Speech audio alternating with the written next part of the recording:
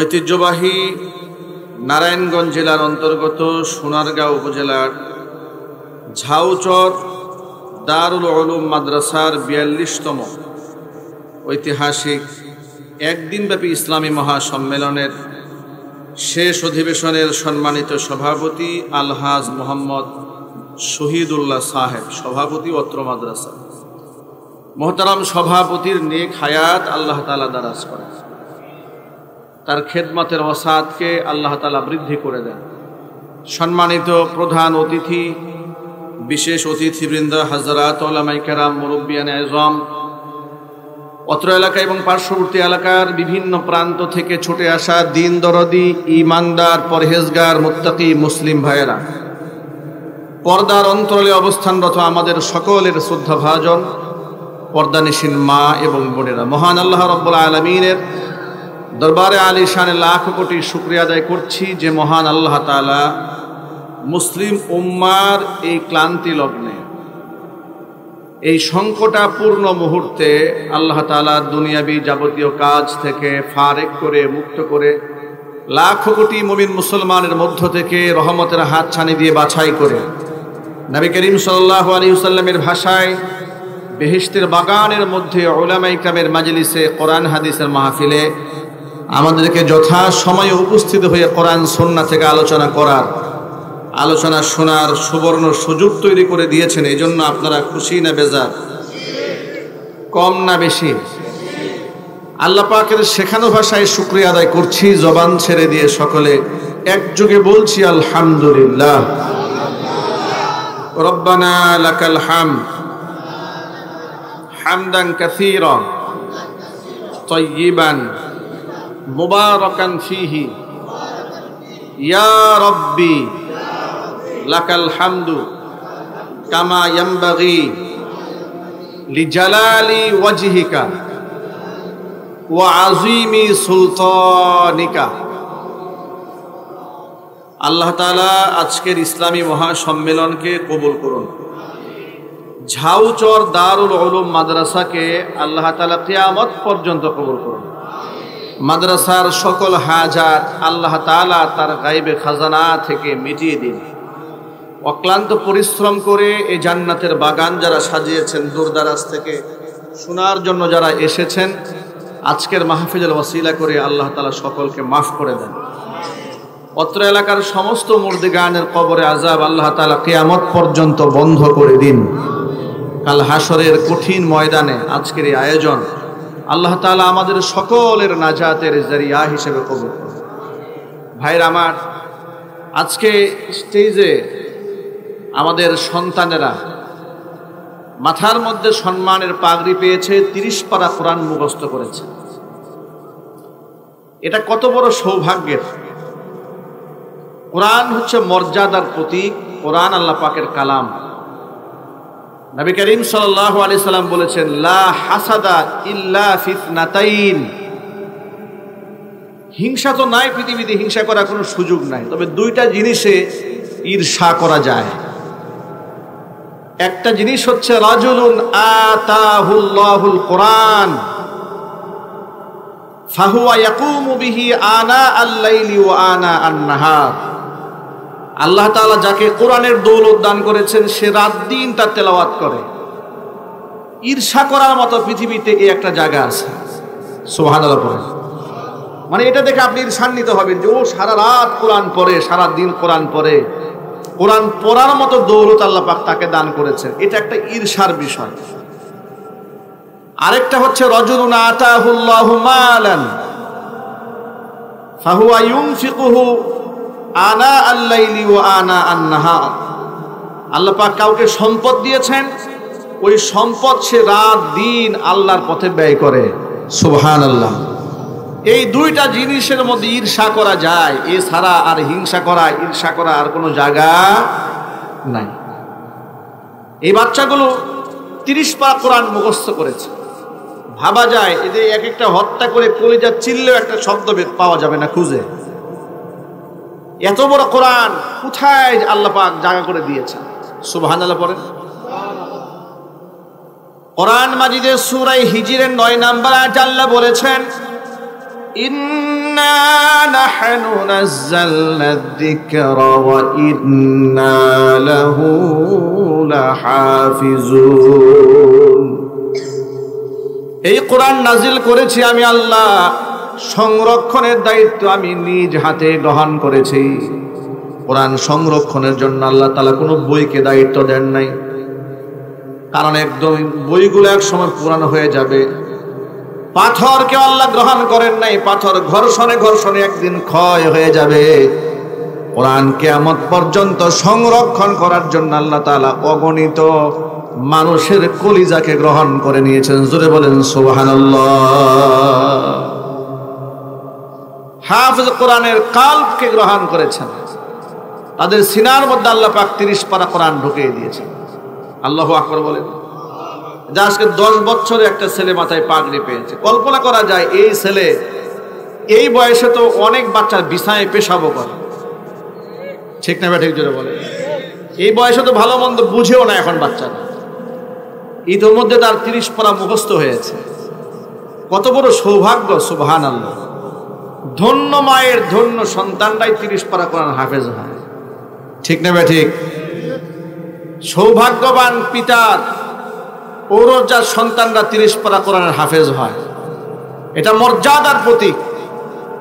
এই ছেলেগুলো এখনো জানে না তারা কি হাসিল করেছে, এখনো এরা বুঝে না কি হাসিল করেছে, বয়স তো কম। যখন ধীরে ধীরে আলেম হবে এর মর্যাদা বুঝতে পারবে। দুনিয়ার প্রত্যেকটা ক্ষেত্রে আল্লাহ পাক এই কোরআনের কারণে তাদেরকে সম্মানিত করলেন। এই পৃথিবীর কোন রাজা বাদশা কিংবা সেলিব্রিটি তারকাকে লোকেরা বলে না, ভাই আপনি তো অনেক বড় সেলিব্রিটি, আমার দোকানটা একটু পাড়ায়া যান, একটু বরকত হবে, কথা কেউ বলে না। কিন্তু হাফেজ সাহেবদেরকে বলে, হুজুর আপনি শুধু একটু ধুলাবালি দিয়া আমার দোকানটা পাড়ায়া যান, আপনার পায়ের ধুলা আমার দোকানে লাগলে আল্লাহ বরকত দিয়ে দিবেন। এই সম্মান আল্লাহ রাব্বুল আলামিন কোরআনের বদৌলতে ব্যক্তিকে দান করেন। আমাদের জীবনে এমন ঘটনা অনেক ঘটেছে যে আমরা খানা খেতে বসেছি, খাবার একটু প্লেটে বেশি দিয়েছে, তো বলেছি এখানে আমাদের খাওয়া সম্ভব না, আমরা কম খাবো। লোকেরা বলেছেন, হুজুর আপনি কোনো টেনশন করুন, আপনি খানা খান, তো আপনার খাবার যদি বেশি হয় তো ঝুটা খাবার জন্য আমরা কয়েকজন সিরিয়ালে দাঁড়ায় আছি। সুবহানাল্লাহ বলবেন না? এই যে মোহাব্বত, এটা আমাদের চেহারার কারণে নয়, এটা একমাত্র আল্লাহর কোরআনের কারণে। কথা ঠিক না ঠিক যদি বলেন। কোরআন মানুষকে মর্যাদার আসনে পৌঁছে দেয়। নবী করিম সাল্লাল্লাহু আলাইহি ওয়াসাল্লামের জন্য বলেন, আল কুরআনু গিনান লা ফাকরা বাদা। কোরআন এমন একটা সম্পদ যে সম্পদ অর্জিত হয়ে গেলে ওই ব্যক্তির আর কোনো দারিদ্রতা থাকে না। ওয়ালা গিনান দুনা। কোরআন এমন ধনাঢ্যতা যে ধনাঢ্যতা ছাড়া পৃথিবীতে কোনো ব্যক্তি ধনীও হতে পারে না। এর মানে হচ্ছে গোটা দুনিয়াতে বর্তমানে যত ধনী আছে, Elon Musk, Bill Gates, Mark Zuckerberg, এরা পৃথিবীর শীর্ষ ধনী। কিন্তু হাদিসের ভাষায়, নবী করিম সাল্লাল্লাহু আলাইহি ওয়াসাল্লামের ভাষায় এরা ধনী হতে পারে নাই, কারণ কোরআন নামক দৌলত তারা পায়নি। হুজুর বলেছেন যে কোরআন পেয়েছে সে পৃথিবীর শ্রেষ্ঠ ধনী হয়েছে, কারণ কোরআনের চেয়ে দামি সম্পদ পৃথিবীতে আর নাই। কোরআন কার বাণী? এর জোরে আওয়াজে বলুন না, কার বাণী? আল্লাহ পাকের বাণী। এটা মর্যাদার প্রতীক। কোরআনের মহব্বত যার দিলেই থাকে আল্লাহ পাক তার মর্তবা বাড়িয়ে দেন। মসজিদে কুবার ইমামতি করার জন্য নবীজি সাল্লাল্লাহু আলাইহি ওয়াসাল্লাম একজন আনসারী সাহাবীকে দায়িত্ব দিলেন। ওই সাহাবী মসজিদে নববীতে ইমামতি করেন, মসজিদে কুবাতে ইমামতি করেন, প্রত্যেক নামাজের মধ্যে সূরা ইখলাস তেলাওয়াত করেন। এটা নিয়ে মুক্তাদি মুসল্লিদের মধ্যে গুঞ্জন শুরু হয়ে গেল, কোরআন মাজিদে এত সূরা থাকতে ইমাম সাহেব শুধু সূরা ইখলাস কেন তেলাওয়াত করেন? সাধারণত নিয়ম হচ্ছে সূরা ফাতিহার পরে আপনি একটা সূরা পড়বেন, এরপরে আরেকটা সূরা আপনি মিলাবেন, ঠিক কিনা বলেন? প্রথম রাকাতে একটু সূরা একটু বড় হবে, এরপরে রাকাতে সূরা একটু ছোট হবে। যেমন আপনি প্রথম রাকাতে আপনি সূরা ফিল তেলাওয়াত করলেন, দ্বিতীয় রাকাতে আপনি সূরা কুরাইশ পড়লেন, প্রথম রাকাতে আপনি সূরা লাহাব পড়লেন, দ্বিতীয় রাকাতে সূরা ইখলাস পড়লেন, এটাই তো কোরআনের তারতিব। কিন্তু এই ইমাম সাহেব মসজিদে কুবার নবী করিম সাল্লাল্লাহু আলাইহি ওয়াসাল্লামের নিয়োগ প্রাপ্ত, তিনি দুনো রাকাতে সূরা ইখলাস তেলাওয়াত করেন এবং এটা কন্টিনিউ করে, অন্য কোন সূরা তিনি পড়েন না। সূরা ফাতিহার পরে কন্টিনিউ সূরা ইখলাস পড়েন। এখন মুসল্লি যারা আছে তাদের মধ্যে একটা অভিযোগ আসবে না? কি বলেন, অভিযোগ আসবে না যে হুজুর এত এত সূরা থাকতে আপনি শুধু এগুলাই পড়েন, কারণটা কি? ইমাম সাহেবকে বলেছে, ইমাম সাহেব আপনি সূরা একটু চেঞ্জ করেন, অন্যান্য সূরা পড়েন। ইমাম সাহেব বলল, প্রয়োজনে তোমরা ইমাম চেঞ্জ করে দিবা, কিন্তু সূরা চেঞ্জ হবে না। এখন তারা বাধ্য হয়ে নবীজি সাল্লাল্লাহু আলাইহি ওয়াসাল্লামের কাছে তার বিরুদ্ধে একটা নালিশ দিল। নালিশ দেওয়ার পরে নবীজি তাকে ডাকলেন, ডাকার পরে বললেন, কি বিষয়? তোমার সাথী সঙ্গী যারা আছে তোমার ব্যাপারে অভিযোগ দায়ের করেছে, তুমি নাকি সব নামাজের মধ্যে সূরা ইখলাস তেলাওয়াত করো, কারণটা কি? সাহাবী বলছেন, ইয়া রাসূলুল্লাহ ইন্নী উহিব্বুহা, এই সূরাকে আমি বড্ড ভালোবাসি, এই সূরাকে আমি এতটাই ভালোবাসি, আল্লাহ তাআলা এই সূরার মধ্যে তার নিজের পরিচয় দিয়েছেন, তাওহীদের পরিচয় দিয়েছেন। কুল হুয়াল্লাহু আহাদ আল্লাহুস সামাদ লাম ইয়ালিদ ওয়া লাম ইউলাদ ওয়া লাম ইয়াকুল লাহু কুফুয়ান আহাদ। কুল, হে নবী আপনি বলুন, হুয়াল্লাহ, তিনি আল্লাহ, আহাদ, একক, তার কোনো দ্বিতীয় নাই, আল্লাহুস সামাদ, তিনি বেনিয়াজ, তিনি কারো মুখাপেক্ষী নন, লাম ইয়ালিদ ওয়া লাম ইউলাদ, তিনি কাউকে জন্ম দেননি, কারো কাছ থেকে তিনি জন্মগ্রহণ করেননি, ওয়া লাম ইয়াকুল লাহু কুফুয়ান আহাদ, তার সমতুল্য, তার সমকক্ষ কেউ নাই। এই পরিচয় আল্লাহ তাআলা সূরা ইখলাসের মধ্যে দিয়েছেন। ও নবীজি, এই জন্য এই সূরাকে আমি বড্ড ভালোবাসি, আমি প্রত্যেক নামাজের মধ্যে সূরা তেলাওয়াত করতে বড় পছন্দ করি। নবীজি তার কথার জবাবে বললেন, হুব্বুকা ইয়াহা ইউদখিলুকাল জান্নাহ। ও সাহাবীরি, এই একটা সূরাকে তুমি এত ভালোবাসো, এত ভালোবাসো, এই সূরার মুহাব্বত তোমাকে জান্নাত পর্যন্ত পৌঁছে দিবে। ভাইরা আমার, একটি সূরার মুহাব্বত যদি কোনো ব্যক্তিকে জান্নাত পর্যন্ত পৌঁছে দেয়, 30 পারা কোরআনের পুরাটার মুহাব্বত যদি থাকে, নিঃসন্দেহে তার ঠিকানা জান্নাত হবেই হবে, কোনো সন্দেহ নাই। কোরআনকে মুহাব্বত করেন, কোরআনকে ভালোবাসুন, কোরআনকে মর্যাদা দিন। আজকে আমাদের সমাজে কোরআনের চর্চা না থাকার কারণে আজকে আমাদের সন্তানেরা কি হচ্ছে, আমাদের ছেলে মেয়েদেরকে আমরা স্কুলে দেই, কলেজে দেই, বিশ্ববিদ্যালয়ে দেই, এগুলো তো আমাদের সন্তানরা পড়ে, আমাদের কলিজার টুকরার সন্তানেরা পড়ে, কিন্তু তারা সেখানে গিয়ে কি হচ্ছে, সেখানে কত পার্সেন্ট চরিত্র নিয়ে তারা থাকতে পারছে। তাদের এনভায়রনমেন্ট, পরিবেশটা এতটা দূষিত, কেউ যদি চরিত্রবান থাকতে চায় তাহলে সে জোর করেও থাকতে পারে না, তার সাথী সঙ্গীরা নষ্ট বানিয়ে ছাড়ে। কথা ঠিক না? একজনে বলে, ইউনিভার্সিটির অবস্থা কি হয়েছে? একটা মেয়ে তার সম্ভ্রম নিয়ে চলবে, বিগত বছরগুলোতে তো এমন হয়েছে বিশ্ববিদ্যালয়ে বুরকা বললে জবাবদিহিতা করা হতো। কথা বলে না, মুখে দাড়ি রাখলে জবাবদিহিতা করা হতো। পুলিশের জন্য তো অলরেডি আইনই করা হয়েছে বাংলাদেশে, এটা আমাদের জন্য লজ্জা যে দাড়ি রাখতে গেলে প্রশাসনের কেউ অনুমতি ছাড়া দাড়ি রাখতে পারবেন না। নাউজুবিল্লাহ বলবেন না? আচ্ছা, এগুলা কি সংস্কার করার দরকার আছে না নাই? আমার মাথায় ধরে না, একটি মুসলিম দেশে মুখে দাড়ি রাখতে গেলে পারমিশন নিয়ে দাড়ি রাখতে হবে, কি দাড়ি কাটতে গেলে কোনো পারমিশন লাগবে না, রাখতে গেলে পারমিশন লাগবে। ভাইরা আমার, আমরা আমাদের সন্তানদেরকে ভালো রাখতে চাই, ভালো রাখতে পারি না। আমাদের সন্তানদেরকে আখলাক এবং চরিত্রের মধ্যে যদি উঠাতে হয়, আল্লাহর নবীর সুন্নাহ এবং আল্লাহর কোরআনের নূর ছাড়া সন্তানকে কোনোদিন আলোকিত সন্তান বানানো সম্ভব হবে না। এই যে সমাজের মধ্যে কিশোর গ্যাং তৈরি হয়েছে, ঠিক না ভাই? আমি যদি আপনাদেরকে বলি যে একটু আপনারা তল্লাশি চালান তো এই কিশোর গ্যাংয়ের সদস্য মাদ্রাসার ছাত্র হবেন একটাও? এই কিশোর গ্যাংয়ের সদস্য যারা, এগুলোর মধ্যে মাদ্রাসার ছাত্র আছে একটাও? সবাই জুড়ে বলেন। আপনাদেরকে আরেকটা তথ্য দিই, বিগত স্বৈরাচারের আমলে, স্বৈরাচার শুনতে যে আপনাদের কারো আপত্তি নাই তো? অনেকে একটু কষ্ট পায়, অনেকে বলে আমাদের আপাকে হুজুরা বারবার স্বৈরাচার বলে। আরে ওনাকে তো স্বৈরাচার বললে একটু কম হয়, আপনার আপা যা করেছে তাকে স্বৈরাচার বললে অনেক কম হয়। হাজার মানুষকে যে খুন করেছে তাকে শুধু স্বৈরাচার না, তাকে তো ফেরাউনের লেডি ভার্সন বলা যায়, ঠিক না ঠিক?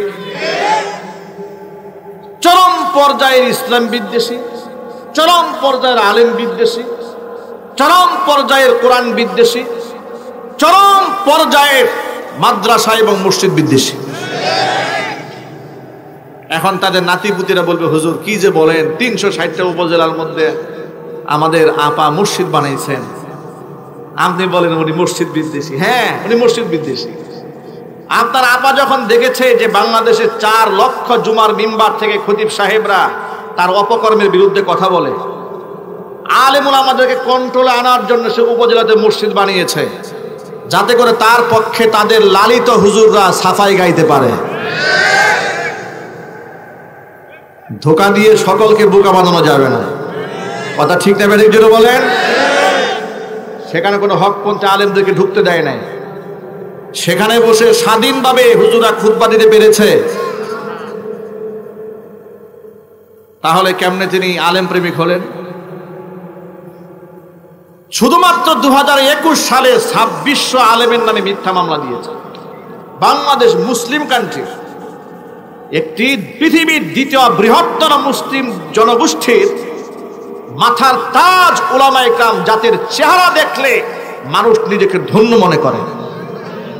যে সমস্ত আলেমদের হাত স্পর্শ করতে পারলে লোকেরা সারা জীবন গৌরবের সাথে বলে অমুক হুজুরের সাথে আমি মুসাফা করেছি, সেই সমস্ত আলেমদের হাতের মধ্যে গরুর রশি লাগিয়ে, কোমরের মধ্যে রশি লাগিয়ে, পায়ের মধ্যে লোহার ডান্ডা বেরি পরিয়ে আসমানের নিচে জমিনের উপরে আলেমদের সাথে বিয়াদবির সর্বনিকৃষ্ট উদাহরণ স্বৈরাচারী হাসিনা তৈরি করেছে।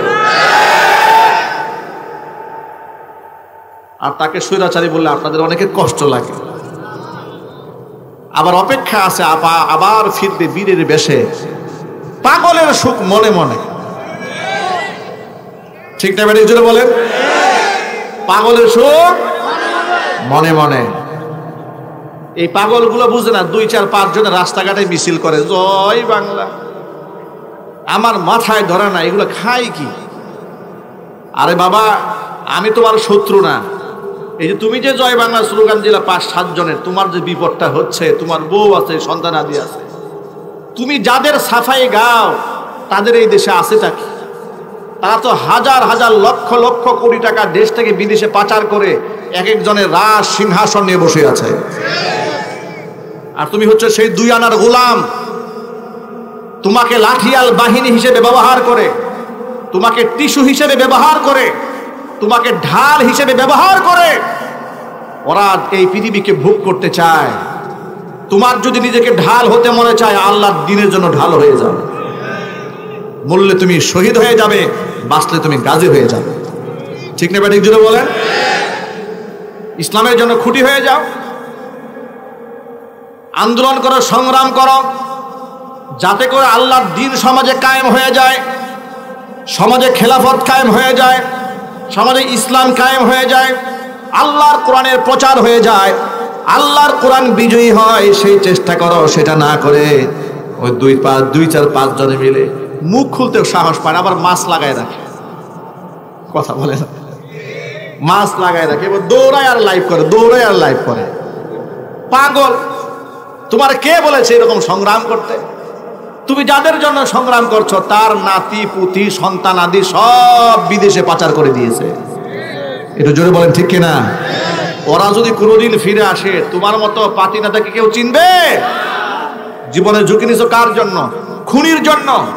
জীবনের ঝুঁকি নিবা আল্লাহর কোরআনের জন্য, জীবনের ঝুঁকি নিবি ইসলামের জন্য। যুবকরা রাজি আছেন কিনা আমি দুহাত দেখতে চাচ্ছি।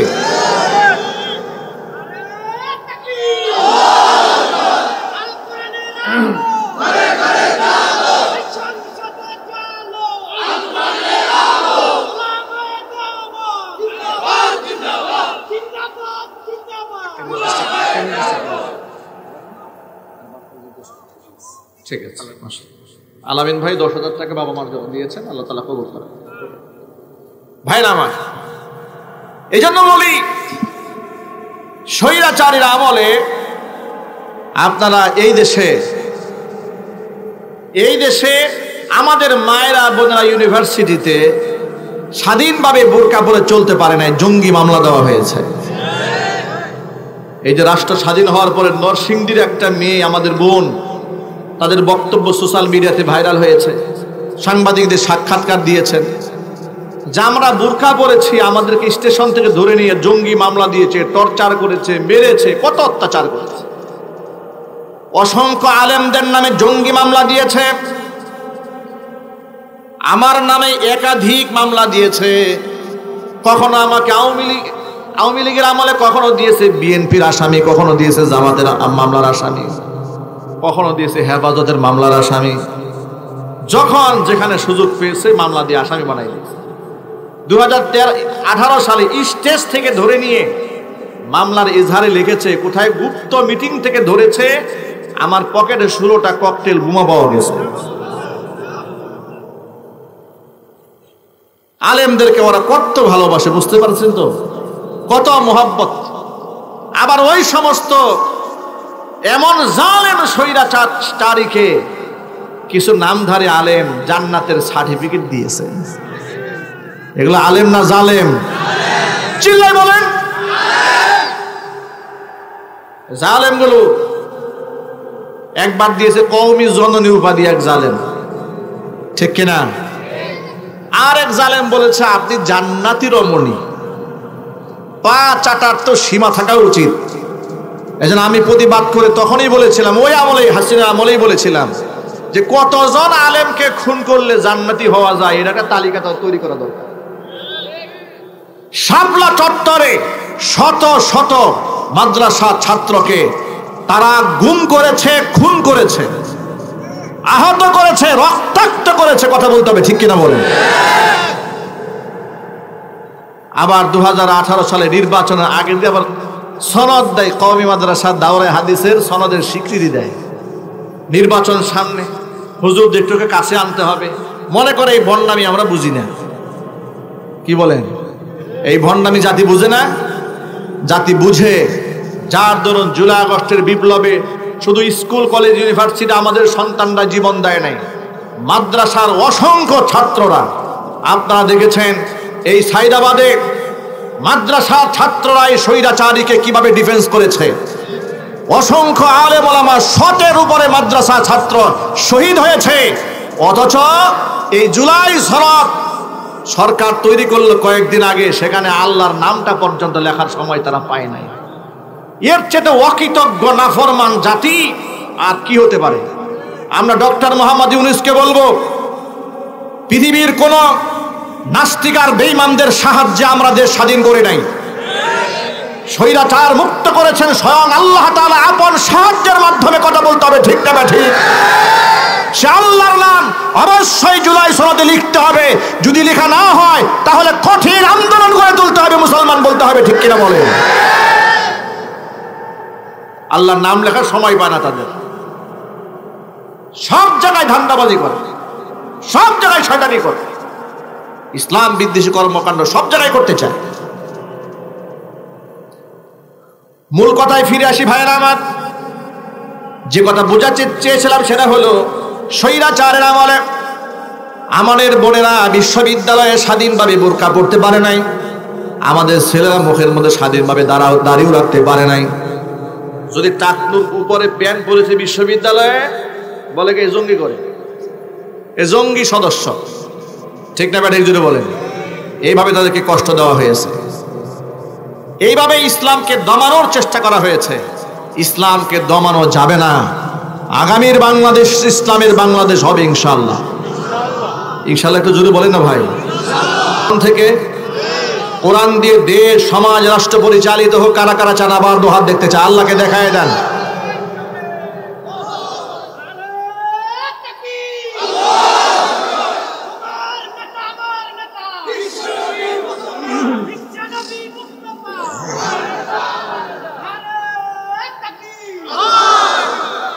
ভাইরা আমার, যার দরুন আপনারা দেখতে পেয়েছেন কোন খেলোয়াড় যদি কোনো ম্যাচ জিতে এসেছে, খেলোয়াড়কে মাথায় তুলে নিয়ে এসেছে, ফ্ল্যাট দিয়েছে, বাড়ি দিয়েছে, গাড়ি দিয়েছে, ঠিক না ঠিক? মানে ক্রিকেট খেলেছে 2-4-5টা দেশের সাথে, ওরে বাপ রে বিশাল সেলিব্রিটি, তারকা, সব ক্যামেরা সাংবাদিক সব ওইদিকে। উনি কোন টয়লেট থেকে বের হলেন তাও পত্রিকায় আসে, কথা বলে না। উট বদনা দিয়ে সুসু করেছে, বদনার কালারটা কি সেটা পত্রিকাতে আসে। কিন্তু পক্ষান্তরে বাংলাদেশের সোনার টুকরা ছেলেরা আন্তর্জাতিক কোরআন প্রতিযোগিতায় 100-র উপরে রাষ্ট্রের ছাত্রদের সাথে কম্পিটিশন করে 1 নাম্বার হয়ে যাচ্ছে। তাদের কোনো গাড়ি বহন নাই, রাষ্ট্রীয় কোনো সংবর্ধনা নাই, তাদের জন্য কোনো ফ্ল্যাট বরাদ্দ নাই, কোনো গাড়ি বরাদ্দ নাই, কোনো সম্মাননা কিচ্ছু নাই।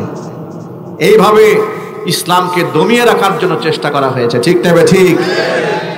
মাঝখানে দেখলাম একবার কিছু প্রণোদনা দেওয়া হয়েছে, আপনারা শুনলে অবাক হবেন। প্রাইম মিনিস্টারের হাতে আন্তর্জাতিক পুরস্কার প্রাপ্ত ছেলেকে 2 লাখ টাকার একটা ক্রেজ দেওয়া হয়েছে। আমি 2 লাখ টাকা আমি ওই বিবেচনা করি না, যে দেশে একটা ক্রিকেট ম্যাচ খেললে যাকে রাষ্ট্রীয়ভাবে ফ্ল্যাট দেওয়া হয়, গাড়ি দেওয়া হয়, প্লট দেওয়া হয়, সেখানে বিশ্ব প্রতিযোগিতায় কোরআন প্রতিযোগিতায় 1 নাম্বার হলো, সে পায় 2 লাখ টাকা। আমাদেরকে ধান্দা করেন আমাদের সাথে, ভণ্ডামি করেন মুসলমানদের সাথে, মুসলমানদের ট্যাক্সের টাকায় গাড়িতে চলেন, অথচ মুসলমানদের ট্যাক্সের টাকায় আলেমদের সম্মান দিতে পারেন না। এর মানেটা কি?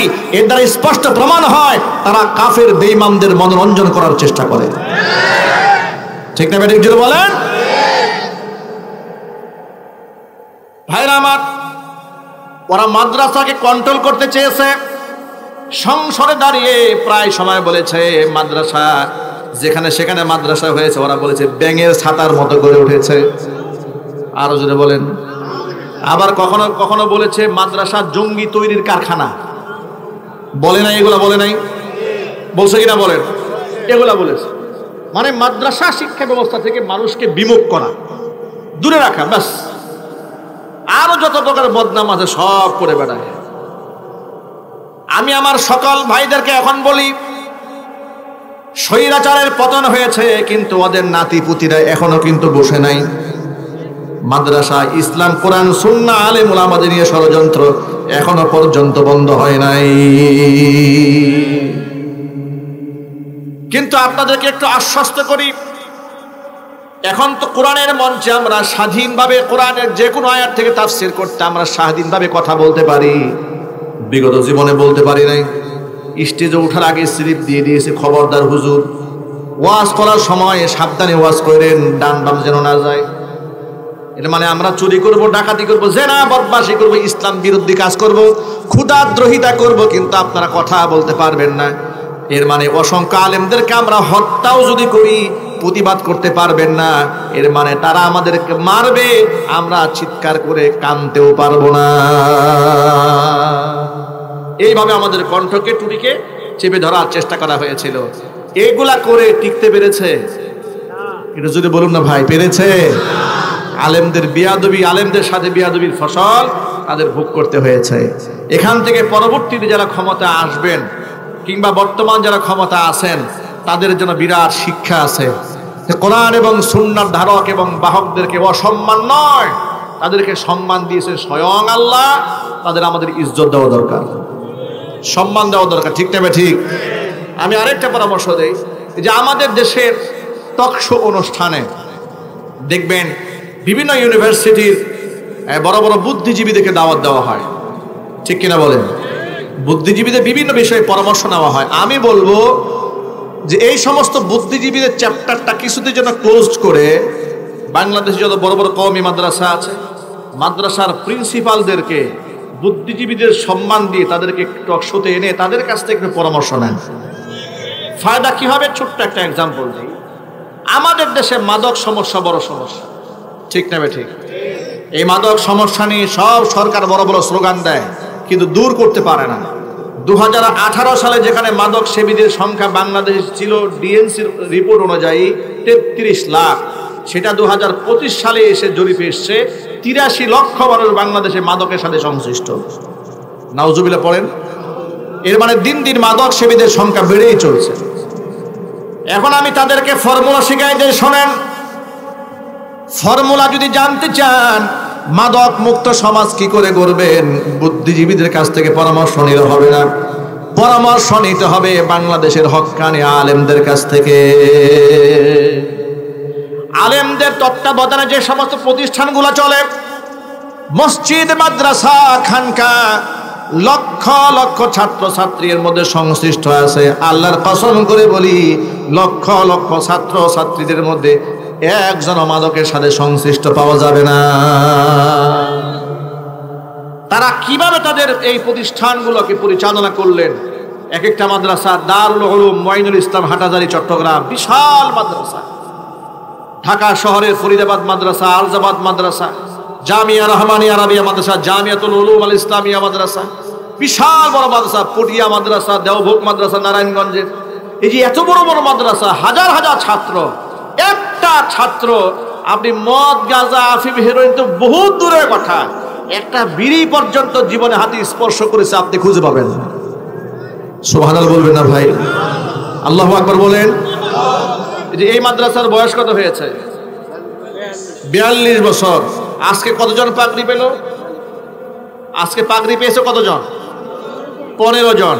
এই যে 42 বছর এই প্রতিষ্ঠান পরিচালিত হয়েছে, আপনারা তো তার সাক্ষী।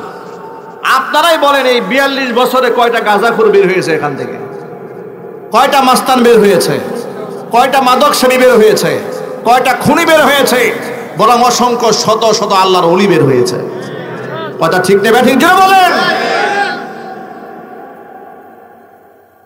আমার বন্ধুগণ, এজন্য বলি কোরআন হচ্ছে সেই সম্পদের নাম যে সম্পদ অর্জিত হয়ে গেলে মানুষ শুধু পরকালে সম্মানিত হবে তা নয়, দুনিয়াতেও সে পবিত্র হয়ে যাবে।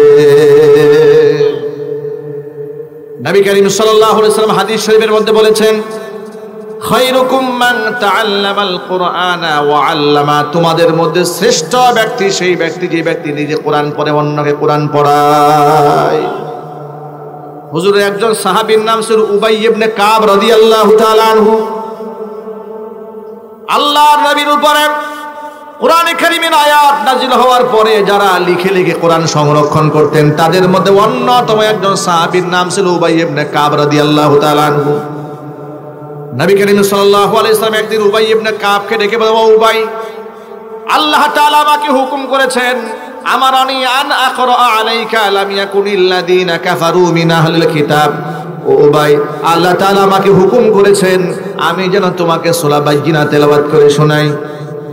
উবাই ইবনে কাব অবাক বিস্ময়ে জানতে চাইলেন, আওয়া সাম্মানি ইয়া রাসূলুল্লাহ, ও আল্লাহর রাসূল, আল্লাহ যে আপনাকে বলেছেন আমাকে কোরআন শোনাতে, তো আল্লাহ তাআলা কি তার পবিত্র জবানে আমার নামটা উচ্চারণ করেছেন নাকি? নবী করিম সাল্লাল্লাহু আলাইহি ওয়াসাল্লাম বললেন, নাম, আল্লাহ তাআলা তোমার নাম ধরে বলেছেন তোমাকে যেন আমি কোরআন শরীফ শোনাই। কত সম্মান! শুধুমাত্র কোরআনময় জীবন গড়েছে আল্লাহ পাক, তার ইজ্জত বাড়িয়ে দিয়েছেন, স্বয়ং আল্লাহ তার নাম উচ্চারণ করেছেন। চিৎকার দিয়ে এখন আল্লাহু আকবার। ভাইরা আমার, আপনারা আমার প্রশ্নের জবাব দিয়ে বলেন, যে সমস্ত ব্যক্তিরা দ্বীনের জন্য শহীদ হয়ে যায় তাদের কি আর কোনো গুনাহ থাকে? শহীদ যারা হয় কিয়ামতের দিন তাদের কোনো হিসাব হবে না, বিনা হিসেবে হাসতে হাসতে আল্লাহ পাকের জান্নাতের মেহমান হয়ে যাবে। শহীদদেরকে আল্লাহ তাআলা মৃত বলতে নিষেধ করেছেন। আল্লাহ পাক বলেছেন, ওয়ালা তাহসাবান্নাল্লাযীনা কুতিলু ফি সাবিলিল্লাহি আমওয়াতা বাল আহইয়াউন ইনদা রাব্বিহিম ইউরযাকুন। আমি আল্লাহর রাস্তায় যারা নিহত হয়েছি, মরে গেছে এটা তোমরা ধারণাও করো না, বরং ওরা জীবিত আছে। আমি আল্লাহর পক্ষ থেকে, আমার কাছ থেকে এদেরকে রিজিক সরবরাহ করা হয়। জোরে কোন সুবহানাল্লাহ। শহীদদের কোনো হিসাব নাই, ওরা বিনা হিসেবে জান্নাতি। শহীদদের মৃত্যুর কোনো যন্ত্রণাও হয় না। নবীজি সাল্লাল্লাহু আলাইহি ওয়াসাল্লাম বলেছেন, পিঁপড়া যখন মানুষকে কামড় দেয় যতটুকু যন্ত্রণা পায়, শহীদের আত্মা দুনিয়া থেকে বিদায় হওয়ার সময় শহীদ তার থেকেও কম কষ্ট পায়। জোরে বলেন সুবহানাল্লাহ। আয়াত নাজিল হওয়ার একটা প্রেক্ষাপট শুনে আপনাদেরকে। নবীজির বিখ্যাত সাহাবী জাবের রাদিয়াল্লাহু তাআলা আনহু থেকে বর্ণিত হাদিস। জাবের রাদিয়াল্লাহু তাআলা আনহুর বাবার নাম ছিল আব্দুল্লাহ ইবনে আমর ইবনে হারাম। 100 বছরের উপরে বয়স হয়ে গিয়েছিল, বৃদ্ধ মানুষ। এই জাবের রাদিয়াল্লাহু তাআলা আনহু ইসলাম ধর্ম গ্রহণ করার পর যতগুলো জিহাদের সুযোগ পেয়েছেন সবগুলো জিহাদের মধ্যে অংশগ্রহণ করেছেন। কেবলমাত্র শুধুমাত্র উহুদের ময়দানে তিনি শামিল হন নাই। কারণটা শোনাই। জাবের রাদিয়াল্লাহু তাআলা আনহুর বাবার নাম আব্দুল্লাহ ইবনে আমর ইবনে হারাম। জাবেরকে ডেকে বলে, জাবের, এবার আমি আল্লাহর রাস্তায় জিহাদে যাব। তোমার 9টা বোন আছে। কয়টা বোন? আরো জোরে। এই 9টা বোনের দায়িত্ব তুমি দেখভাল করবে। আমি আমার 9টা মেয়েকে তুমি বড় ভাই হিসেবে তোমার হাতে ন্যস্ত করলাম, আমানত। আমি আল্লাহর পথে জিহাদে যাব। যদি আল্লাহ তাআলা আমাকে গাজী হিসেবে ফিরিয়ে দেন, আমি ফিরে আসব। আর আল্লাহ পাক যদি আমাকে শাহাদাত মঞ্জুর করেন, আমি আল্লাহর জান্নাতের মেহমান হয়ে যাব। বৃদ্ধ বয়সে ইমানের জোর কত! সুবহানাল্লাহ বলবেন না? মানুষ তো জিহাদে যায় যৌবনকালে। 100 বছর ঊর্ধ্বে হয়ে গেছে, উনি রসুলের কাছে যুদ্ধের ময়দানে যাওয়ার পারমিশন চাইলেন। তার যে স্পিরিট, তার যে আগ্রহ, এটা দেখে নবীজি সাল্লাল্লাহু আলাইহি সাল্লাম আব্দুল্লাহ ইবনে আমর ইবনে হারামকে জিহাদে যাওয়ার পারমিশন দিয়ে দিলেন। উহুদের ময়দানে চরম পর্যায়ে রক্তক্ষয়ী সংঘর্ষ হয়ে গেল। 70 জন সাহাবী শাহাদাত বরণ করেছেন। তাদের মধ্যে হযরত আব্দুল্লাহ ইবনে আমর ইবনে হারাম তিনিও শহীদ হয়ে গেলেন। নবীজি সাল্লাল্লাহু আলাইহি ওয়াসাল্লাম যখন মদিনায় ফিরে এলেন, এসে দেখেন জাবেরের মন বড় ভার হয়ে আছে।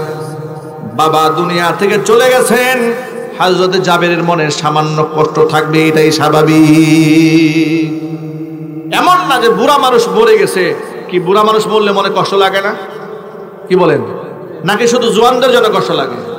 বরং বুড়াদের সাথে স্মৃতি আরো বেশি থাকে, ঠিক কিনা? তো জাবেরের মন খারাপ। নবীজি সাল্লাল্লাহু আলাইহি ওয়াসাল্লাম বুঝতে পেরেছেন জাবেরের মনটা খারাপ। হযরত জাবের ইবনে আব্দুল্লাহকে সান্ত্বনা দিয়ে নবীজি বললেন, জাবের, তুমি কি জানো তোমার পিতার শাহাদাতের পরে আল্লাহর সাথে তোমার পিতার কি কথোপকথন হয়েছে? হযরত জাবের জবাব দিয়ে বলছেন, আল্লাহু ওয়া রাসূলুহু আলাম। ও আল্লাহর নবী, আমার পিতা আব্দুল্লাহ ইবনে আমর ইবনে হারামের সাথে আল্লাহ পাকের কি কথোপকথন হয়েছে এটা আল্লাহ এবং তার রাসূলই ভালো জানেন, আমি তো বলতে পারবো না। হুজুর বলেন, শোনো, তোমার পিতা আব্দুল্লাহ ইবনে আমর ইবনে হারামকে আল্লাহ ডেকে বলেছেন, আব্দুল্লাহ রে, তুমি আমার কাছে যা চাবে তোমাকে তাই দেওয়া হবে। তোমার পিতা আল্লাহকে দেখে বলেন, রব্বুল আলামিন, চাওয়া যেহেতু সুযোগ করে দিয়েছো, তেমন কিছুই চায় না। শহীদদের যে এত সম্মান আর এত মর্যাদা বুঝতে পারি নাই। আরেকটা বার তুমি দুনিয়াতে পাঠায় দাও, কাফেরদের বিরুদ্ধে লড়াই করে শহীদ হয়ে আবার তোমার কাছে ফিরে আসতে চাই। আল্লাহ পাক তখন বলেন, আব্দুল্লাহ রে, এই দুনিয়া থেকে সাধারণ মৃত্যুর মাধ্যমে কিংবা শহীদ হওয়ার মাধ্যমে যে কেউ একবার ফিরে আসবে আমার কাছে, দুনিয়াতে আমি আর তাকে ফিরাই দেব না। এটা আমার চূড়ান্ত ফয়সালা। তুমি অন্য কিছু চাও? তখন আব্দুল্লাহ ইবনে আমর ইবনে হারাম আল্লাহকে ডেকে বললেন, রব্বুল আলামিন, তাহলে অন্তত পক্ষে দুনিয়াবাসীকে তুমি জানিয়ে দাও, দুনিয়াবাসীকে তুমি জানিয়ে দাও শহীদ হওয়ার কারণে তুমি আমাদেরকে কত সম্মানিত করেছো। এর প্রেক্ষিতে আল্লাহ তাআলা এই সূরা আলে ইমরানে 2টা আয়াত নাযিল করলেন। আল্লাহ পাক বললেন ওয়ালা তাহসাবান্নাল্লাযীনা কুতিলু ফি সাবিলিল্লাহি আমওয়াতা, আমি আল্লাহর রাস্তায় যারা নিহত হয়েছে তারা মরে গেছে এই কথা তোমরা ধারণা করো না। বাল আহিয়াউ, তারা জীবিত আছে। ইনদা রাব্বিহিম ইরযাকুন, তাদের রব আমি আল্লাহর কাছে ওদেরকে রিজিক সরবরাহ করা হয়। ফারিহিনা বিমা আতাহুমুল্লাহু মিন ফাদলি ওয়া ইস্তাবশিরুনা বিল্লাযীনা লাম ইয়ালহাকু বিহিম মিন খালফিহিম আল্লা খাউফুন আলাইহিম ওয়া লা হুম ইয়াহজানুন। এদেরকে আমি আল্লাহ যে নিয়ামত দিয়েছি, নিয়ামত নিয়ে এরা বড্ড খুশি। এরা সুসংবাদ দিচ্ছে ওই সমস্ত ব্যক্তিদেরকে এই কথা বলে যে তাদের কোনো ভয় নাই, তাদের কোনো দুঃখ নাই। জোরে বলেন সুবহানাল্লাহ। ভাইরা আমার, এই হাদিস থেকে, আয়াত থেকে কি বুঝতে পারলেন? যারা শহীদ হয়ে যায় তাদের কোনো ভয় আছে? আরো জোরে বলেন, তাদের কোনো চিন্তা আছে? এই যে শহীদ যারা হলো উহুদের ময়দানে 70 জন সাহাবীকে কবরে মাদফন করা হবে। যারা হজে গিয়েছেন, উমরায় গিয়েছেন, শুহাদায়ে উহুদের ময়দানে যে শহীদদেরকে কবর দেওয়া হয়েছে তাদের কবরটা আলাদা করে একটা বাউন্ডারি করা আছে, ঠিক না ভাইরা আমার? এই যে শহীদ 70 জন শহীদের জন্য নবীজি সাল্লাল্লাহু আলাইহি ওয়াসাল্লাম 35টা কবর খনন করতে বললেন। কয়টা? এক একটা কবরের মধ্যে 2 জন করে শহীদকে মাদফন করা হবে। এখন 35টা কবর খনন করা হলো, এক একটা কবরের মধ্যে 2 জনকে শহীদ ঢুকাই দেওয়া হবে, 2 জন শহীদকে ঢুকানো হবে। এখন একজনকে সামনে আর একজনকে পায়ের কাছে পিছনে। সামনে কাকে শোয়াবেন, পায়ের কাছে পেছনে কাকে শোয়াবেন, মর্যাদা দিক থেকে কারে সামনে বসাবেন কারে পেছনে বসাবেন, উপস্থিত সাহাবীদেরকে জিজ্ঞেস করলেন, ও সাহাবীরা তোমরা বলো এই 2 জন যে কবরের মধ্যে শোয়াই দেওয়া হবে, এই 2 জনের মধ্যে তুলনামূলকভাবে কোরআন তেলাওয়াত বেশি ভালো জানতো কে? সাহাবায়ে কেরাম যার ব্যাপারে বলেছেন নবীজি ইনি কোরআন তেলাওয়াত তুলনামূলকভাবে তার চাইতে বেশি ভালো জানতেন, যার ব্যাপারে নবী সাক্ষী দিয়েছেন, যার ব্যাপারে সাহাবায়ে কেরাম সাক্ষী দিয়েছেন কোরআন তেলাওয়াত বেশি ভালো জানতো বলে আল্লাহর হাবিব তাকে মাথার কাছে স্থান দিয়েছেন। জোরে বলেন সুবহানাল্লাহ। এর মানে শহীদ হওয়ার পরেও ক্লাসিফিকেশন করেছেন, স্তর বিন্যাস করে মর্যাদাপূর্ণ অবস্থানে স্থান দিয়েছেন যার কোরআনের সাথে সম্পর্ক ভালো ছিল, কোরআনী দক্ষতা যার ভালো ছিল। এই যে ছেলেরা মাথায় পাগড়ি পেয়েছে না, এদের সম্মান সম্পর্কে একটা হাদিস আপনাদেরকে শোনাচ্ছি। মা আয়েশা রাদিয়াল্লাহু তাআলা আনহা হাদিসটা বর্ণনা করেছেন, হাদিসটা বুখারী শরীফে আছে। আন আয়েশা রাদিয়াল্লাহু তাআলা আনহা আন্নাহা ক্বালাত ক্বালা রাসূলুল্লাহি সাল্লাল্লাহু আলাইহি ওয়াসাল্লাম আল-মাহি আল্লাযী ইয়াকরাউল কুরআন ওয়া ইয়াতাআতাউ ওয়া হুয়া শাক্কুন আলাইহি লাহু আজরান। মা আয়েশা রাদিয়াল্লাহু তাআলা আনহা বলেছেন, আল মাহিরু বিল কুরআনি মা'আস সাফাতিল কিরামিল বাররা, দক্ষতার সাথে আল্লাহর কোরআন তেলাওয়াত করতে পারে তাদের সম্মান নৈকট্যপ্রাপ্ত ফেরেশতাদের সমতুল্য। জোরে বলেন সুবহানাল্লাহ। ওয়াল্লাযী ইয়াকরাউল কুরআন, আর যে ব্যক্তি কোরআন পড়ে একটু ধাক্কায় ধাক্কায় আর থেকে থেকে পড়ে কিন্তু কোরআন তেলাওয়াত বাদ দেয় না, আছে না এরকম? কষ্ট হয় এরপরেও পড়ে। হুজুর বলেন ওয়া শাক্কুন আলাইহি, কষ্ট হয় এরপরেও পড়ে, লাহু আজরান, আল্লাহ পাক তাকে ডাবল সওয়াব দান করবেন। কোরআনের সাথে সংশ্লিষ্ট মানুষকে আল্লাহ এভাবেই মর্তবা বাড়ায় না। কিয়ামতের দিন কোরআন মানুষ যেন সাক্ষী হয়ে দাঁড়াবে। প্রিয় বন্ধুগণ, কাল হাসরের মাঠে কোরআন আমাদের জন্য সাক্ষী হোক, এটা আমরা চাই না? কারা কারা চান হাত দেখি তো ইনশাআল্লাহ। আল্লাহ কবুল করেন, জোরে বলেন আমিন। হাত নামান।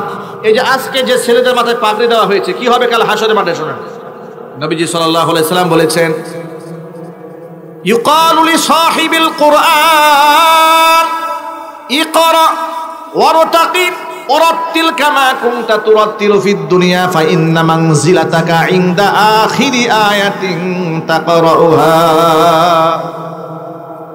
কোরআনে কারীমের ধারক এবং বাহককে বলা হবে ইউকালু লিসাহিবিল কুরআন ইকরা, পড়ো, ওয়ারতাকি, পড়তে থাকো এবং উপরের দিকে উঠতে থাকো, ওয়ারাত্তিল কামা কুনতা তুরাত্তিলু ফিদ দুনিয়া, স্পষ্ট করে ভেঙে ভেঙে তার তিলে সাথে যেভাবে কোরআন পড়তে সেভাবে তুমি আজকে পড়ো।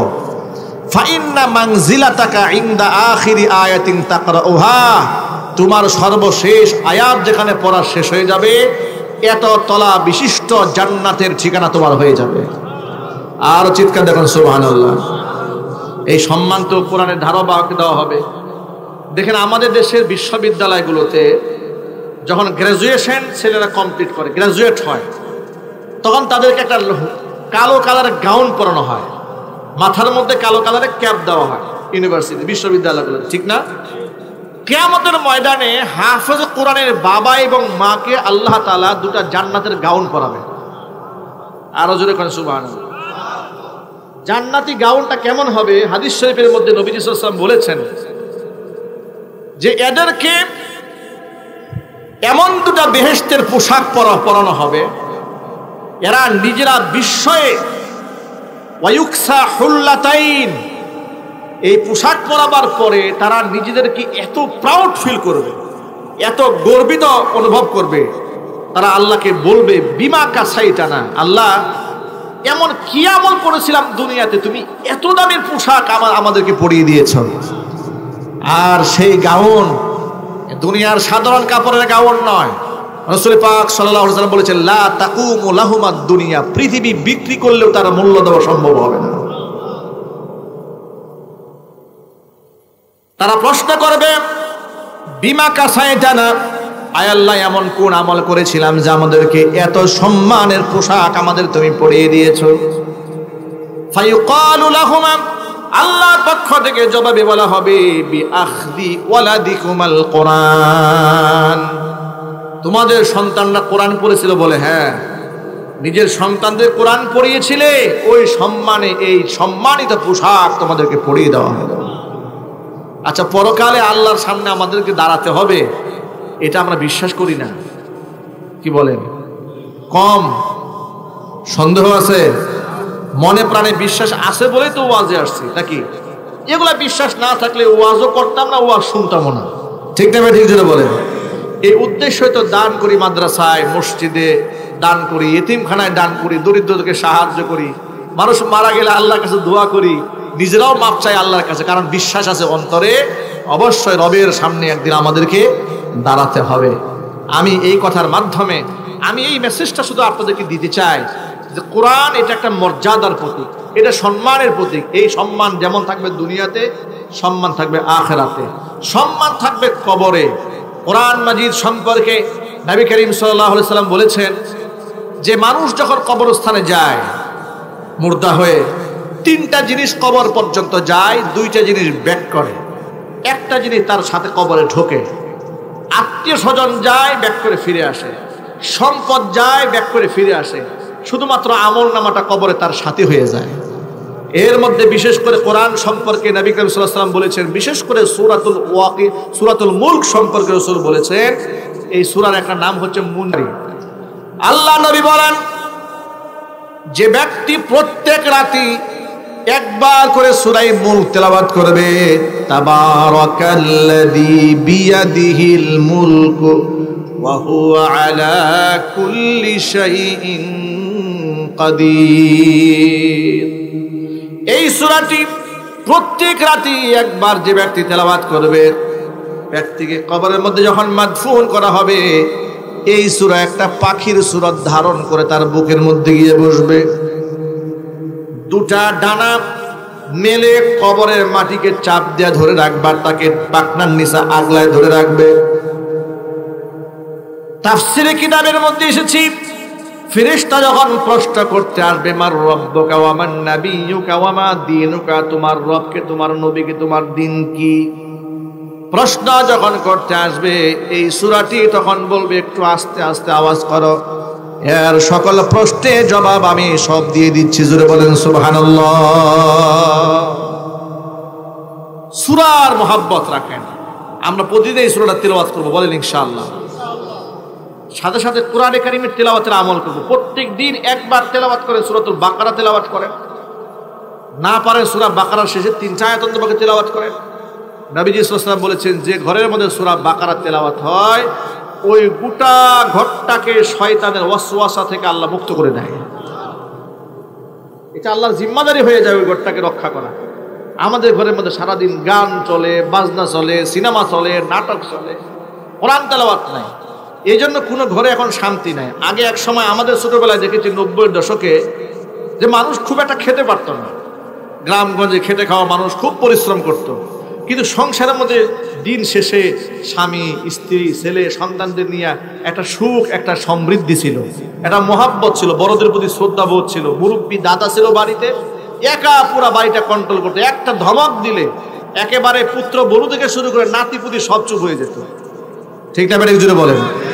আর এখন অবস্থা এই হয়েছে, দাদার কোনো বেল নাই। কথা বলে না কেন? কথা ঠিক না বেটা জুড়ে বলেন? কোনো রহমত নাই, স্বামীর কোনো মর্যাদা নাই। স্বামী বউকে ধমক দিবে, যদি মনে করেন 10 ডিগ্রি সেলসিয়াস তাপমাত্রা নিয়ে স্বামী বউরে ধমক দিছে, উনি 120 ডিগ্রি সেলসিয়াস তাপমাত্রা দিয়ে তা ফেরত দেবে। এই তো হয়েছে, রহমত সব শেষ হয়ে গেছে, সংসার থেকে বরকত নষ্ট হয়ে গেছে। এই জন্য বর্তমানে যেমন ডিভোর্সের সংখ্যা বেড়েছে, তালাকের সংখ্যা বেড়েছে। ডিভোর্স এবং তালাক কোনো কোনো ক্ষেত্রে আল্লাহ মাফ করেন, কিছু কিছু মেয়েরা এটাকে ব্যবসা বাণিজ্য বানিয়ে ফেলেছে। বিবাহ করার সময় 10 লক্ষ টাকা মহারণা ধার্য করে 1 মাসের মাথায় ডিভোর্স নিয়ে নেয়। ঠিক না ঠিক যদি বলেন? এরকম ধান্দাবাজ মহিলাও সমাজে আছে না নাই? সাবধান যুবকেরা, সাবধান, প্রতারক চক্র ঘুরে বেড়াচ্ছে। সংক্ষিপ্ত পরিসরে আমার যুবক ভাইদেরকে একটু সতর্ক করে বলে দেই, প্রিয় যুবক ভাইরা, আমাদের পার্শ্ববর্তী দেশ ভারতের কুখ্যাত সন্ত্রাসী হিন্দু জনগোষ্ঠী, উগ্র হিন্দুত্ববাদী RSS, বিজেপি, তারা বাংলাদেশটাকে হিন্দুত্ববাদী রাষ্ট্র বানাবার জন্য তাদের হাজারো পরিকল্পনা হাতে নিয়েছে। কোনো পরিকল্পনা প্রকাশ্যে, কখনো গোপনে। তাদের দলে কেউ কেউ অখণ্ড ভারত বানাবার জন্য প্রকাশ্যে ঘোষণা করে। ঠিক না ঠিক জুড়ে বলেন? শ্যামলী পরিবহনের মালিক, তার একটা বক্তব্য অলরেডি সোশ্যাল মিডিয়াতে ভাইরাল আছে। সে বলেছে অখণ্ড ভারত বানাবার আগ পর্যন্ত সে এই দেশের মাটি ছাড়বে না। নাউজুবিল্লাহ পড়ে। এর মানে হচ্ছে তারা কেউ কেউ, এই যে গোবিন্দ প্রামাণিক, হিন্দু বৌদ্ধ খ্রিস্টান পরিষদের সভাপতি মনে হয় না, হিন্দু মহাজোটের সভাপতি, তার একটা বক্তব্য আছে অখণ্ড ভারতের পক্ষে। এর মানে হচ্ছে ওদের অসংখ্য এজেন্ডা বাংলাদেশে আছে। এর মধ্যে আরেকটা বড় এজেন্ডা বাস্তবায়ন করার জন্য আমাদের দেশের মা বোনদের দিকে ওরা পরিকল্পিত হাত বাড়াচ্ছে। ওরা লাভ ট্যাপ, এর মানে হচ্ছে আমাদের মেয়েদেরকে সুকৌশলে ভালোবাসার জালে ফেলে, ভালোবাসার বন্ধনে ফেলে নিজের পরিচয় গোপন করে মুসলিম পরিচয় প্রেম করবে। মেয়েটা তার উপর দুর্বল হওয়ার পরে এক পর্যায়ে গিয়ে পরিচয় দেবে, নাউজুবিল্লাহ, আরো অ্যাডভান্স হয়ে লিভ টুগেদার করবে, শারীরিক সম্পর্ক করে অবৈধ হিন্দু মুশরিকের অবৈধ হারামজাদা সন্তান মুসলমান মেয়ের গর্ভে ঢুকাই দেবে। এগুলো আমাদের পরিকল্পনা। নাউজুবিল্লাহ বলবেন না? আর চিল্লা এখন নাউজুবিল্লাহ। এই জন্য এই আওয়াজ যাচ্ছে বাহিরে, যে সমস্ত এলাকার গার্মেন্টস শ্রমিক থাকে ওই সমস্ত এলাকায় আমাদের নজর বেশি। আপনার মেয়ে কোথায় যাচ্ছে, কার সাথে যাচ্ছে, এগুলো আপনি খেয়াল রাখবেন। আপনার বোন, এগুলো আপনার কাছে আমানত। এদের ব্যাপারে বেখেয়াল হন, আপনি হাজী সাহেব হলে কিয়ামতের দিন মুক্তি পাবেন না। নিজের স্ত্রী সন্তানদের প্রতি আমাদের দায়িত্বশীল হতে হবে, বলেন ইনশাআল্লাহ। যুবক ভাইদেরকে বল, যুবক ভাইরা, আমাদের একটা স্বতন্ত্র জীবন ব্যবস্থা আল্লাহ পাক দিয়েছেন। পৃথিবীর শ্রেষ্ঠ জীবন ব্যবস্থার নাম ইসলাম। ঠিক কিনা বলেন? আমরা কেন আরেকজনের কাছে ধার করতে যাব? সাবধান হয়ে যান মায়েরা, বোনেরা। আল্লাহ নবী বলেছেন, মান তাশাব্বাহা বিকওমিন ফাহুয়া মিনহুম। এই পৃথিবীতে যে যার সাদৃশ্য অবলম্বন করবে সে তাদের দলভুক্ত বলে গণ্য হবে। যদি আপনি কাফের মুশরিকদের সাদৃশ্য অবলম্বন করেন, তাদের দলের সদস্য হয়ে যাবেন আপনি। আল্লাহ নবীর সুন্নাহকে যদি আপনি মান্য করেন, নবী করিম সাল্লাল্লাহু আলাইহি ইসলামের খাঁটি উম্মত হিসেবে যদি মঞ্জুর হয়ে যান, কিয়ামতের দিন নবীর শাফাআতে আল্লাহ জান্নাত দিয়ে দিবে। আমাদেরকে আল্লাহ তাআলা সতর্ক হওয়ার তৌফিক দান করেন। এই জন্য সকল ভাইদেরকে বলি, কোরআনময় জীবন করেন। বাচ্চাদেরকে কোরআন শেখান, ঘরের মধ্যে কোরআন তেলাওয়াত শেখান, স্ত্রীদেরকে কোরআন পড়ান, বউকে দামি মোবাইল কিনে না দিয়ে কোরআন শরীফ কিনে দেন, তাফসিরের কিতাব কিনে দেন, কিছু হাদিসের কিতাব কিনে দেন, নিজেও মাঝে মাঝে পড়েন। ভালো ভালো জ্ঞান গর্ব আলোচনা যে সমস্ত আলোচকরা করেন, ইলম এবং আমলের সমন্বয় যে সমস্ত বক্তার মধ্যে পাওয়া যায়, তাদের ওয়াজ শোনান, আমলের মধ্যে পরিবর্তন আসবে। ঠিক না ঠিক জুড়ে বলেন?